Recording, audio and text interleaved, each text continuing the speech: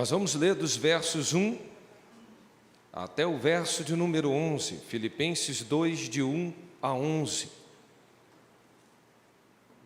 tema da noite é humildade que gera unidade.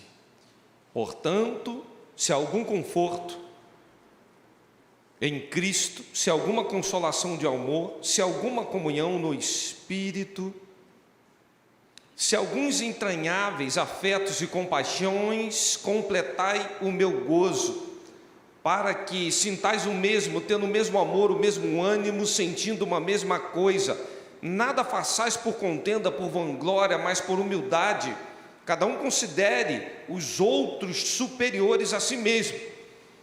Não atente cada um para o que é propriamente seu, mas cada qual também para o que é dos outros, de sorte que haja em vós o mesmo sentimento que houve também em Cristo Jesus, que, sendo em forma de Deus, não teve por usurpação ser igual a Deus, mas aniquilou-se a si mesmo, tomando a forma de servo, fazendo-se semelhante aos homens, e achado na forma de homem, humilhou-se a si mesmo, sendo obediente até a morte, e morte de cruz, pelo que também Deus o exaltou soberanamente. Ele deu um nome, que é sobre todo nome, para que o nome de Jesus se dobre todo o joelho dos que estão nos céus, e na terra, e debaixo da terra, e toda língua confesse que Jesus Cristo é o Senhor, para a glória de Deus o Pai. Vamos orar?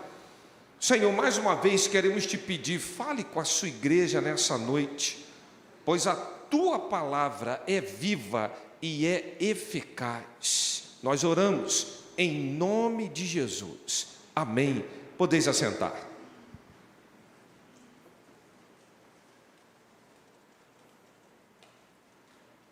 De certa feita, perguntaram ao filósofo: sabe com quem está falando? E a resposta veio de imediato: vou tentar entender com quem eu estou dialogando, com quem eu estou falando. E começa então o filósofo a dar algumas explicações científicas, e ele diz: nós temos ou somos aproximadamente 200 bilhões de galáxias. Entre elas, tem uma galáxia chamada Via Láctea. E na Via Láctea nós temos então uma estrelinha, que é um Sol, que é chamada até uma estrela anã, entre 100 milhões de tantas outras estrelas. E nesse sistema, diante de um complexo, que antes nós acreditávamos que tinham 9 planetas, e hoje parece que são 8, já tiraram Plutão. Nós temos um planeta chamado Terra, numa ordem cronológica da terceira, mais perto dessa estrelinha anã, entre 100 milhões de estrelas, entre 200 bilhões de galáxias.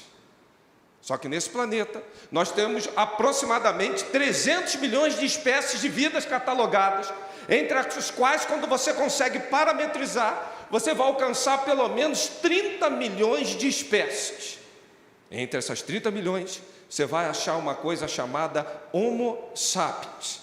E entre eles, existente no planeta Terra, você vai encontrar aproximadamente 6 bilhões e meio, dos quais você é um deles.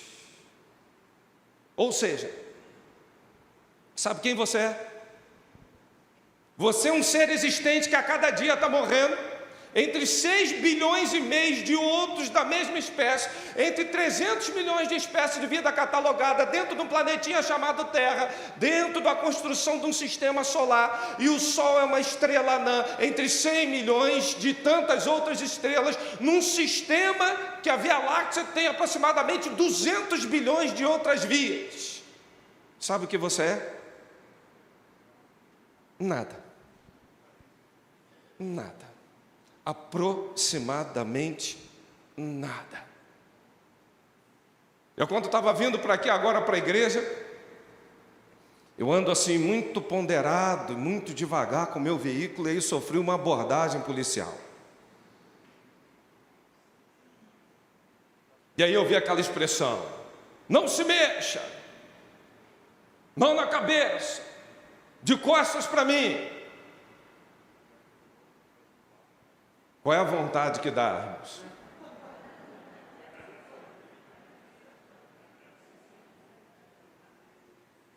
O Senhor é testemunha, eu cumpri tudo cabalmente calado, Pai. O Senhor é testemunha. Depois de tudo feito, por acaso o Senhor é? Falei, essa pergunta tinha que ter sido antes, agora já foi. Isso era para ser lá atrás, já passou, já foi. Irmãos, nós precisamos entender na vida que às vezes a gente se acha o centro do universo. Tem uns que acham que as coisas giram no seu próprio umbigo e outros têm certeza. Se tem uma coisa que tem que girar, é gravitar tudo em torno do Anderson, tudo em torno de mim, porque eu sou o cara, porque eu não posso passar por isso, porque eu não posso ser submetido àquilo, que eu já passei por algumas coisas na vida. Irmãos, às vezes vem umas experiências sobre a minha vida que me dá vontade de falar assim, ah não, essa etapa eu já paguei. Não dá vontade? Passa de mim esse cálice. Ah não, Deus, eu já passei por esse processo. E aí, eu fico pensando na misericórdia de Deus, que é igual louça na pia, que se renova a cada manhã. E também fico pensando nas nossas experiências de vida, como o Senhor renova a cada momento, e às vezes Deus nos faz passar pelas mesmas circunstâncias que lá atrás a gente ficou reprovado, ou para ver se o negócio é sério mesmo, irmãos.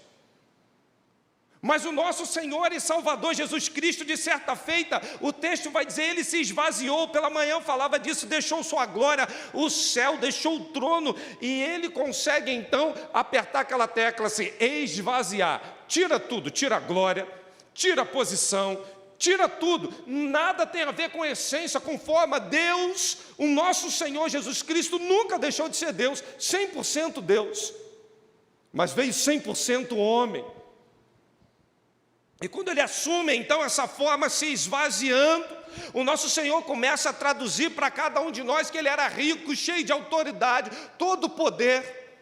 Você imagina, irmãos, o que é estar sentado num trono? O que é você ter tudo ao seu redor? E de uma hora para outra, acabou. Acabou. Não tem trono. Não tem. O que vai ter ao teu redor agora é gente chata. O que vai ter ao teu redor agora é provação.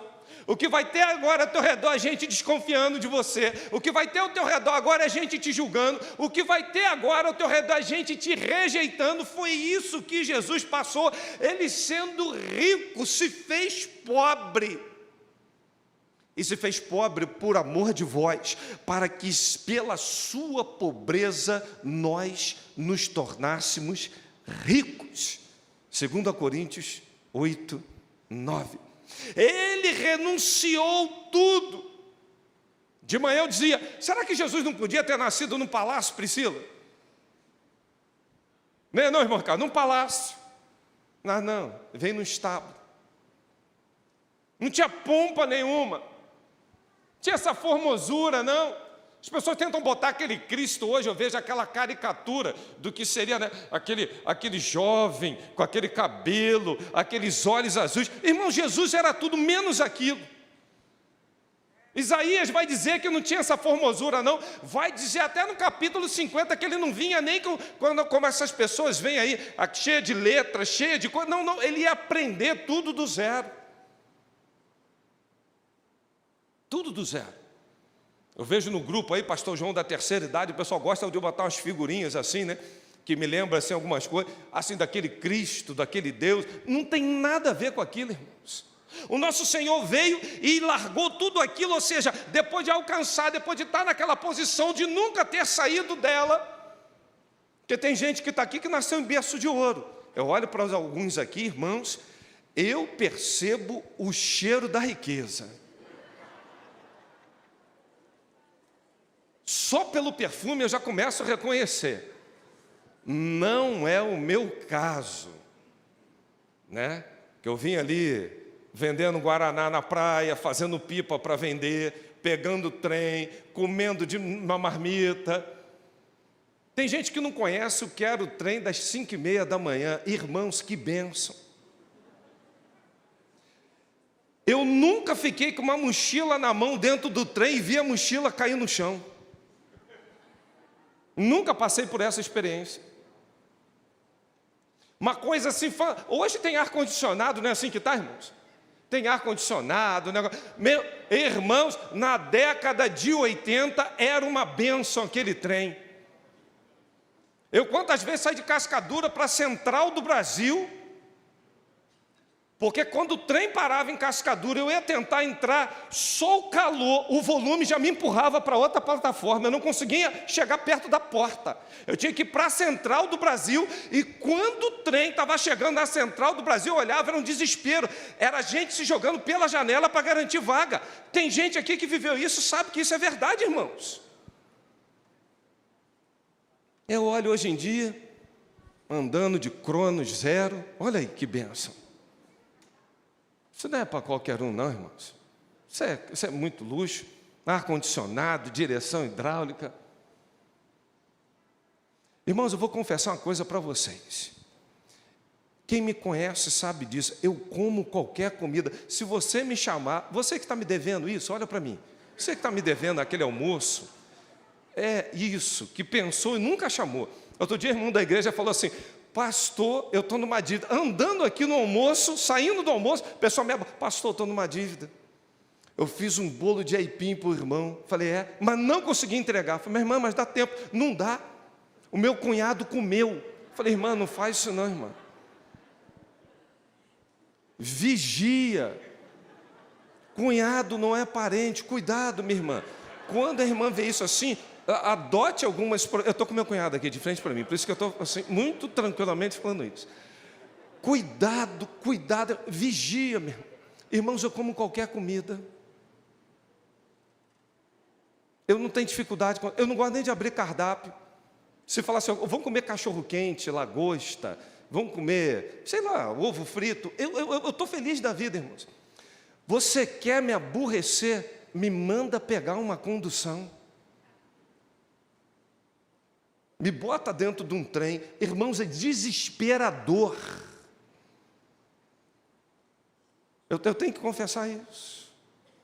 Às vezes a gente chega num nível que a gente fala assim: não, eu não admito mais algumas coisas. Passar por isso de novo, não. Passar a semana inteira para economizar comendo ovo frito não dá mais não. E aí a gente fica assim perdidos, pela posição, pelo status que a gente ocupa, por aquela questão que vem sobre nós. Cristo, Ele renunciou ao exercício de sua autoridade, Ele tinha tudo aos seus pés, Ele era a expressão perfeita do Senhor em forma humana, pois Ele dizia: quem vê a mim, vê ao Pai. E Ele consegue largar isso tudo, toda aquela glória, para se fazer homem e humildemente andar entre nós. Se tem uma coisa que hoje em dia a gente não consegue entender, e a gente precisa tentar compreender isso, e a gente estuda isso, né, pastor Sérgio, nas teologias da vida. A gente bota assim, teologia sistemática, vamos estudar quem é Deus. Aí atributos comunicáveis, incomunicáveis, o que é. Irmãos, isso é uma caixinha que a gente tenta confinar Deus, que na verdade isso serve muito bem. Deus, a gente não faz ideia de quem é Deus. Aquilo é uma caixinha sistêmica dentro de um pensamento grego. O grego gostava de fazer isso, e o romano gostava então de colocar em prática. O negócio do romano era compartimentalizar, e do grego era questionar e falar. Juntou isso tudinho e vem a teologia. Estudo sobre Deus. Quem é Deus? Nós não fazemos ideia de quem é Deus, irmãos. Mas a exegese perfeita de Deus, sabe quem era? Jesus Cristo. Sabe quem era a verdadeira teologia sistemática acerca de Deus? Jesus Cristo. Sabe quem era a plenitude de todos os atributos de Deus? Cristo Jesus. Ele fala: quem olha para aqui, vê lá. reflete lá, enxerga lá. Você já pensou o que é você olhar e falar assim: agora eu entendo quem é Ele, agora tudo faz sentido, agora as coisas estão cooperando, concordando, porque olhar para Ele era olhar corporalmente para a divindade e falar: a Deus na terra. Nele habita corporalmente a plenitude de toda a divindade. Quando a gente olha para Ele, a gente observa a Deus na terra. E ainda tem gente hoje que está questionando se Ele existe ou não. O problema é que a gente não quer ceder, irmãos. O negócio de ceder é difícil.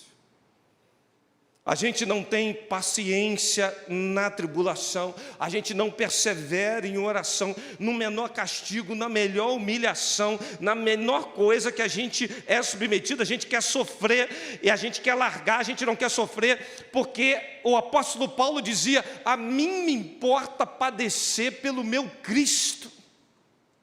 Porquanto, por amor de Cristo, vos foi concedida a graça de não somente crer nele, mas também de sofrer por ele.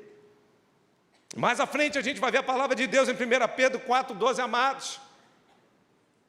Não estranheis a ardente prova que vem sobre vós para vos tentar, como se coisa estranha vos acontecesse. Mas alegrai-vos no fato de seres participantes, não só dos regozijos, mas também das tribulações e aflições de Cristo, para que também na revelação da sua glória, vocês possam cada vez mais se alegrar e se regozijar. Ele fala: se pelo nome de Cristo vocês estão sendo vituperados, bem-aventurado sois.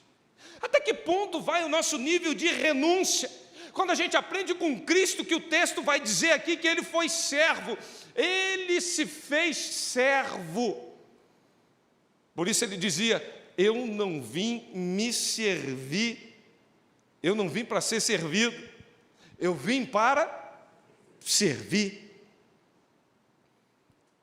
E o que eu acho muito interessante é que nessa posição dele de servir, Cristo ousou servir de tal forma que assume uma posição de escravo, que se submete a algumas coisas inimagináveis. Irmãos, sejamos sinceros, nós vamos fazer uma mesa, a gente prepara uma grande ceia e vem um que é um traidor, senta na mesa. Quem é que está presidindo a solenidade? Pastor Anderson Maciel. Eu ia chamar logo um camarada tranquilo para lidar com as pessoas, Pedro. Temperamento fácil. Eu disse: Pedro, dá uma ideia ali no Judas, que aqui nessa mesa não tem espaço para ele, não. Pedrão, faz um favor para mim, não precisa cortar a orelha igual tu fez de Malco, não. Mas chama o Judas e fala assim com ele: Judas, vai. Não vai dar, não. Porque ele sabia quem ia de o trair. Olha a condição do servo que é, irmãos. Irmãos, você já pensou que raça difícil de lidar é com esse negócio chamado traidor? Traidor está contigo assim: oh, paz do Senhor, aleluia, claro, pastor, estamos na mesma voz, em um só sentimento, em um só coração. Aí sai dali e fala: ó, esse pastor aí, faz nada não, é tudo o contrário. Tudo o contrário. Não vai por esse caminho aí não. Deixa ele sozinho. Larga ele de mão. Traidor, eu acho que é a categoria mais difícil para se lidar, irmãos. E Jesus sabia quem havia de o trair. E ele não só serve, sabe o que ele faz? Ele se humilha e lava o pé do traidor. Meu irmão, se sou eu, sabe o que eu quero botar? Ácido, bota ácido nessa bacia. Isso, bota ácido. Para ele não ter como sair daqui para não me vender lá por 30 ciclos de prata. Bota aqui, pega a toalhinha assim, ó, molhe na ponta do dedo e joga no pé dele. Bota lá no pezinho de Judas. Olha o ponto que o nosso Senhor chegou. Ele, com toda a autoridade, com todo o poder, Ele se humilha ao ponto de lavar os pés de quem havia de o trair. E sabe qual é o problema, irmãos? O nosso poder de renúncia é tão ruim que quando chega gente que a gente não gosta dentro da igreja, o que a gente faz? Vira as costas. Ali, ó. Problema. A gente não tem paciência mínima com os fracos. Nós não temos a mínima paciência com pecadores. Nós não temos a mínima... E, irmãos, eu sei que é difícil. Com gente imatura. Irmãos, como é difícil lidar com gente chata. Como é difícil lidar com gente que não tem simancol. Se eu fosse médico, eu ia pegar assim algumas vezes dentro do gabinete e ia fazer assim: irmão, antes de entrar aqui no gabinete, faz favor, toma essa dose aqui de simancol, espera fazer um efeito, daqui a pouco eu vou atender o irmão.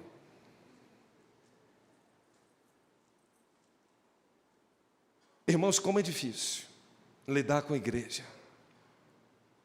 Tem gente de todo tipo. Tem gente de toda raça, tribo e nação. Tem gente para todos os gostos. Tem gente que não consegue viver uma vida tranquila. Gente complicada, gente enrolada, gente sem pavio. Vai falar com alguém sem pavio e tudo leva mal. Espera aí, irmão, vamos conversar. Não tem conversa. Já viu gente sem pavio, Simone? Tem pavio, não. Você fala e...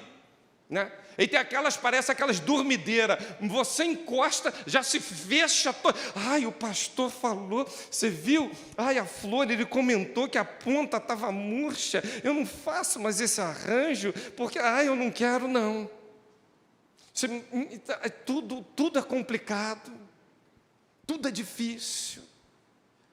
Mas o nosso Senhor chegou a um ponto de renúncia, que Ele lidava com gente chata, com gente temperamental, com gente traidora, com gente ruim. Ele foi então, classificaram ele como amigo de publicanos e de pecadores, raça ruim, escória da sociedade. Quando está lá a prostituta pega num flagrante de adultério, o que ele começa a fazer? Rabiscar o chão. Alguns teólogos vão dizer que o que ele estava falando, escrevendo ali, era denunciando os pecados. Fofoqueiro, escrevendo lá na areia. Mentiroso. Ladrão. Aí as pessoas vendo assim, acho que essa aí é para mim. Eu acho que agora tem a ver comigo. Até a hora que, quando ele chega e fala assim, quem não tem pecado pode atirar a pedra. Cada um se recolheu a sua insignificância na galáxia, no planeta Terra, nos bilhões existentes, e você é só uma espécie, e é só uma pessoa. Às vezes, irmãos, é necessário a ficha cair para entendermos quem somos nesse processo. Os homens rejeitaram a humanidade impecável de Jesus Cristo, mas não somente isso, também a sua absoluta divindade. Ele serviu a todos, até os que não mereciam.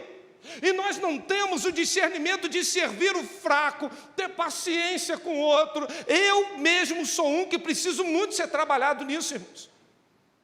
Aqueles que andam comigo sabem que eu sou assim, um pouco acelerado. Pouco. Eu gosto de ver as coisas acontecendo, eu fico me desdobrando, me dá aquela coisa, não, vamos lá, e vai dar certo. E quando eu percebo gente que eu estou lá na quinta marcha, que está tentando engatar, a primeira já me dá uma agonia. Se jogar em ponto morto, eu falo assim, ele vai engatar ré. Antes de engatar ré, meu irmão, deixa, obrigado. Obrigado. Nós estamos aqui numa velocidade, meu irmão vai ver. Às vezes, irmão, falta paciência. Cada um tem um ritmo. Eu me recordo que na minha antiga igreja tinha um negócio que as meninas iam fazer lá. Eu me lembro uma vez que a minha esposa, ainda bem que você não está me assistindo, que você está pregando agora em Jacarepaguá, Márcia. Depois você vai ver. A Márcia ficou 3 dias, irmãos, fazendo um cartaz que era para uma festa que ia ter um luau. Aí ela ia assim com espátula, com o negócio, botando purpurina no canto. Lá em casa, onde eu encostava, eu ia para a rua, eu ia cheio de purpurina. As pessoas deviam olhar para mim e falar assim, pastor, o que está vendo com o irmão? Eu não tinha nem como explicar aquilo, irmão. Outro dia eu andei na rua, vi uma pessoa falando assim, eu olhei, será que eu estou sujo? Cheio de purpurina. 3 dias, no terceira noite eu falei assim, Márcia, é insuportável ver você com esses cantinhos, com essa cola botando, é insuportável, tá bom, chega. Não, porque, aí tinha uma irmã lá para velocidade, para fazer as coisas, Marilene, pensa naquela marcha primeira, que vai daqui na China, agonizante, irmãos, e eu já sou no ritmo, pega e joga e vem, e rebata e não sei o quê, irmãos, eu não conseguia ficar perto dela, não conseguia. Quando eu olhava para a maneira, ela pegava um troço para abrir, o que ela abria, eu já tinha aberto assim 20. Eu falei, meu Deus, é insuportável. E ela devia estar me olhando e falando assim, insuportável é você, né? Esse ritmo seu aí, você podia ser mais devagar. Na verdade, quem está certo, quem está errado, nenhum dos dois, irmãos. Mas Deus nos colocou ali para a gente viver junto, você está me entendendo? Se há unidade, se há um propósito a ser feito, você tolera o que é acelerado e tolera o que é fraco também, de sorte que um coopera, o outro também, e o reino está sendo estabelecido, irmãos. Mas o nosso Jesus passou por isso, como Ele suportou, como Ele passou por essas questões, a gente não consegue padecer por Ele. Eu queria terminar essa reflexão dizendo dessa humilhação de Cristo. Ele passou por uma humilhação terrível. Ele passou por momentos tão difíceis. Quando você olha para o texto que acabamos de ler, o versículo 5 vai dizer que ele se dedicou a se humilhar. O versículo 6 vai dizer que ele abriu mão da sua forma divina. Não perdeu a essência, não deixou de ser Deus, mas perdeu a glória, o louvor que ele tinha ali. Versículo 7 diz, esvaziou-se a si mesmo. Versículo 7 ainda, tomou a forma de servo, fez-se semelhante aos homens. Versículo 8, humilhou-se a si mesmo.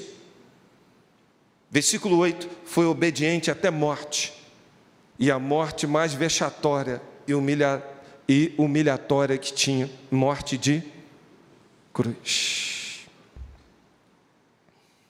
A humildade do nosso Senhor não estava no fato de que Ele era um filho pré-existente, desceu da posição do céu e apenas se humilhou, encarnou e aqui viveu, mas muito mais do que isso, a humanidade de Cristo e a sua humildade tem a ver com aturar a pessoa humana na sua complexidade, e em meio a esse processo de aturar, de viver, de se esvaziar, de se doar, o nome do Senhor está sendo exaltado na pessoa de Cristo Jesus.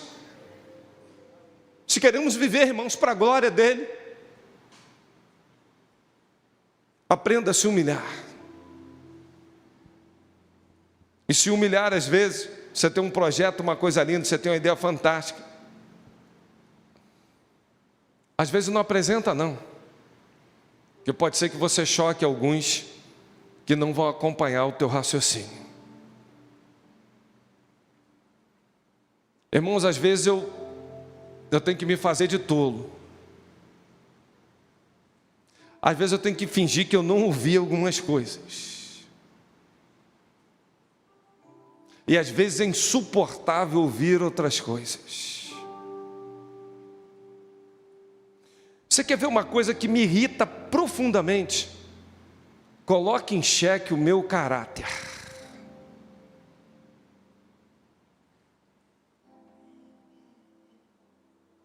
O que te irrita? O que te tira do sério? O que as pessoas fazem que você não tem tolerância, você não tem paciência, não consegue suportar? Eu sempre passei a vida inteira pensando que eu carrego o nome de Cristo, e sempre tentei zelar muito por isso. E quando coloco em xeque o meu caráter, isso me deixa assim, eu nem durmo, irmãos. Aquilo me dói na alma. Talvez o que te doa é lidar com gente que trai. Talvez você não consiga lidar com gente que não tem simancol. Talvez você não consiga lidar com gente fraca. Talvez você não consiga lidar com gente prepotente. Mas o nosso Senhor, Ele lidou com tudo isso. E com que propósito Ele fez tudo isso? Gerar unidade. Ele diz: completem a minha glória tendo o mesmo modo de pensar, o mesmo amor, o mesmo espírito, a mesma atitude.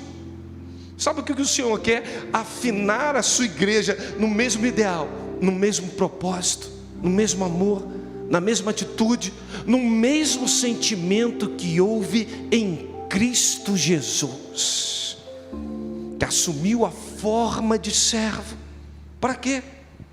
Para trazer sentido a tudo quanto nós precisamos viver hoje. Pois Romanos 12,16 diz: tenham a mesma atitude uns para com os outros, não sejam orgulhosos, mas estejam dispostos a associar-se a pessoas de posição inferior. E diz mais: não sejam sábios aos seus próprios olhos. A palavra de Deus nos diz: o Deus que concede perseverança e ânimo dá também o espírito de unidade, segundo Jesus Cristo. Sem mais, irmãos, diz o texto, despeço-me de vocês, procurem aperfeiçoar-se, exortem-se mutuamente e tenham um só pensamento, vivam em paz, e o Deus de amor e paz estará com vocês. 2 Coríntios 13:11. Qual é a atitude que você precisa até agora? É a mesma que houve em Cristo Jesus. Porque por intermédio da sua humilhação, por intermédio do seu serviço, por intermédio de tolerar o fraco, por intermédio dele se superar a cada dia na capacidade de entregar algo que fosse agradável a Deus. Paulo dizia: me fiz fraco para ganhar os fracos, me fiz tolo para ganhar os tolos. E a gente não quer se fazer de nada, a gente quer estar na nossa posição, na mesmice, no bem-estar, no comodismo. Quando o Senhor chama, desce do pedestal, vem servir, vem tolerar o fraco, vem aturar aquele que você não consegue, vem andar 2 milhas com aquele que te persegue, caminhe 10 milhas com quem fala mal de você. E assim você vai ver a glória do Senhor se manifestar. Eu queria concluir essa reflexão desafiando você, porque a humilhação de Cristo chegou ao ponto dele ser um escravo. Escravo não tem vontade, escravo não tem direito, escravo só tem deveres. É um trabalho braçal, cansativo, servidão, obediência. Mas esse foi o sentimento que moveu Cristo para largar a sua glória, para que hoje a nossa vida fosse coberta com a glória que Ele derramou. Porque naquela cruz tudo fez sentido. Naquela cruz o nosso status mudou. Naquela cruz nossa vida foi transformada. E por que Ele fez isso? Por mim e por você. É um absurdo um homem exaltar-se a si mesmo. Não. E por isso Deus o tornou cabeça de tudo. Deus sujeitou todas as coisas debaixo dos seus pés. Deus lhe confiou tudo soberanamente. Lhe deu um nome acima de todo nome. Toda autoridade nos céus e na terra está no nome de Jesus. Ele é Senhor dos vivos, Ele é Senhor dos mortos. Ele é poderoso, Ele é soberano. Ele está à destra do Pai. Você só um dia está perto de Deus. Você só um dia está toda a eternidade morando com o Senhor. É um desafio você aprender aqui na terra o que é largar a posição, deixar de falar. Sabe com quem está falando? Sabe quem eu sou? Há 36 anos na igreja, já possuiu o cargo de maioral dos diáconos, pastor presidente das associações, convenções, e agora estou quase como a quarta pessoa da Trindade. Não tem gente assim? Irmão, a nossa condição sabe qual é? Servos do Senhor. E para isso é preciso esvaziar,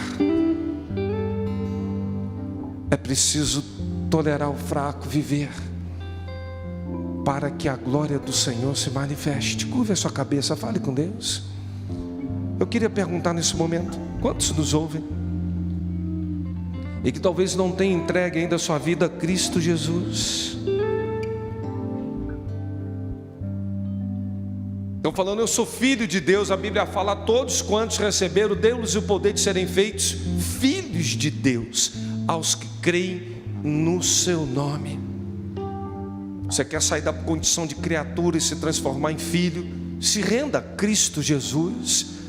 Eu queria perguntar se alguém no chat nessa noite está dizendo: pastor, eu quero receber a Cristo, eu quero entregar minha vida nas mãos de Cristo Jesus, que Ele se humilhou em meu lugar, Ele sofreu aquilo tudo pelos meus pecados, o castigo que me traz a paz estava sobre Ele. Eu reconheço o sacrifício e quero entregar minha vida nas mãos de Jesus Cristo. Escreve assim no chat: eu estou recebendo a Cristo na minha vida. Mas se alguém também na galeria, aonde você está, erga sua mão, eu quero orar com você. É o momento que toda a igreja está orando. Eu vou ser muito objetivo. Alguém na galeria nessa noite está dizendo: sou eu, pastor. Onde você está? Erga sua mão, dizendo: eu quero entregar. Eu nunca tomei essa decisão, mas nessa noite eu estou entregando minha vida nas mãos de Cristo Jesus. Alguém lá em cima na galeria dizendo: sou eu, pastor. Erga sua mão. Alguém aqui à minha direita dizendo: pastor, estou tomando essa decisão. Eu não saio daqui sem essa experiência com Cristo Jesus. Aonde você está? Erga sua mão. Alguém à minha esquerda dizendo: pastor, sou eu. Eu quero nesse momento. Eu preciso. Eu não vou sair daqui sem que a minha vida esteja aliançada com o Senhor. Eu entendi o sacrifício, eu entendi a humilhação, eu entendi todo o propósito, e eu quero nessa noite me aliançar a Ele, viver para a glória dEle. Onde você está, erga a sua mão. Você está entregando sua vida nas mãos de Cristo Jesus. Basta um sinal, apenas um sinal, e eu estarei orando por você. Quero lançar um segundo desafio para a igreja antes da gente orar. Estou vendo você, Mário, no chat aí com a gente, dizendo: eu me rendo. Louvado seja o nome do Senhor pela sua vida. Há mais alguém dizendo: eu quero, eu preciso. Eu quero lançar um desafio para você como igreja. Irmãos, talvez você venha para a igreja achando que é para ser servido. Há anos que Deus vai te dando a oportunidade de tolerar o chato, de tolerar gente que não tem simancol, de tolerar gente que é muito difícil de lidar. Mas pela arrogância e prepotência a gente fala: não, não vou não. E a gente às vezes quer julgar o outro, falar coisas para o outro. Na verdade, a gente está se exaltando, e a gente não percebe que o nosso Senhor deixou um modelo que foi humilhação, servir a todos com um único propósito: para gerar unidade, para que o nome de Deus fosse exaltado. Nessa noite você quer dizer: Deus, conta comigo como aquele que vai te servir, como aquela que vai te honrar. Deus, conta comigo como aquele que vai se humilhar. Conta comigo como aquele que não vai mais pré-julgar. Conta comigo como aquele que vai realmente encarnar a vida de Cristo, sendo um bom representante dele. Até o traidor eu vou lavar os pés, com o único propósito: para que por intermédio da minha humildade essa vida seja alcançada e o Senhor gere unidade no corpo dele. Você quer nessa noite dizer: Deus, me ajuda nas minhas fraquezas, mas eu quero viver para a glória do nome do Senhor. Eu queria orar com você. Se você quer tomar essa decisão dizendo: Senhor, conta comigo, eu queria te pedir uma coisa. Só você, não fique preocupado com quem está ao seu redor, não. Se o Espírito Santo está tocando no seu coração, você está dizendo: eu quero, Pai, me ajuda. Eu pedi para você ficar de pé, eu quero orar com você em nome de Jesus. Isso é atitude. Muita gente já de pé na galeria aqui embaixo. Louvado seja o nome do Senhor. Você no chat pode escrever para a gente: eu quero, pastor, eu quero. Há mais alguém? Eu quero orar com você, por você. Você percebe que o Espírito Santo precisa trabalhar, gerar em você uma pessoa mais humilde, mais doadora, aquela pessoa que vai ter uma entrega diferente, com um único propósito: por intermédio da sua humilhação, vidas serão alcançadas, a força da unidade será gerada e a glória do Senhor se manifestará. Há mais alguém? Isso, eu vou orar. Isso, tem gente lá atrás ainda ficando de pé. Há mais alguém, irmãos? Quero orar com você, por você, em nome de Jesus. Senhor, eu quero te entregar nessa noite aqueles que corajosamente estão manifestando: eu quero a Cristo. Receba-os, cele-os, infla da glória do Senhor sobre eles. Que seja o novo viver, marque a história, a trajetória de vida de cada um dos meus irmãos, e a começar por esse que ora. Ajuda-nos, Senhor, como igreja, a gente se humilhar, a gente descer, a gente aguentar, Deus, aquele que fala com a gente entre os dentes, a gente aguentar aquele que é inconsequente, aquele que é fraco, aquele que é intolerante, aquele que não tem pavio, aquele que a gente sabe que vai trair, mas que possamos, ó Deus, servir com integridade ao Senhor. E servindo ao Senhor, que a gente renuncie, para que o nome do Senhor seja exaltado. Como igreja do Deus vivo, gere em nós a unidade no mesmo batismo, na mesma fé, na mesma experiência, pois cremos que a igreja será fortalecida quando nos despirmos de nós mesmos, nos esvaziarmos de nós mesmos e nos enchermos do Teu Espírito Santo. Que essa verdade venha permear cada coração aqui. É por isso que oramos, e assim o fazemos, em nome de Jesus. Amém. Vamos ficar de pé, igreja?